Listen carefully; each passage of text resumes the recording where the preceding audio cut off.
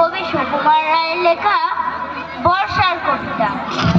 কাগজ কলম লই বসে আছি সদ্য, আষাঢ়ে লিখিতে হবে বর্ষার পদ্য। কি যে লিখি কি যে লিখি ভাবিয়া না পাইরে, হতাশে বসিয়া তাই চেষ্টা কি বাইরে।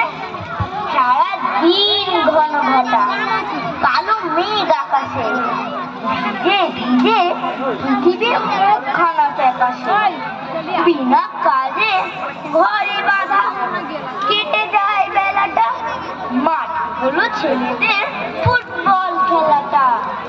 অফিসের বাবুদের মুখে নাই ফুর্তি, ছাতা কাঁধে জুতা হাতে ভেবা শেখা মূর্তি। কোনখানে হাঁটু জল কোথা ঘন কর্দ, চলিতে পিছল পথে পরে লোকে হাড়দম। ব্যাঙেদের মহাসভা আহ্লাদে গদগদ, গান করে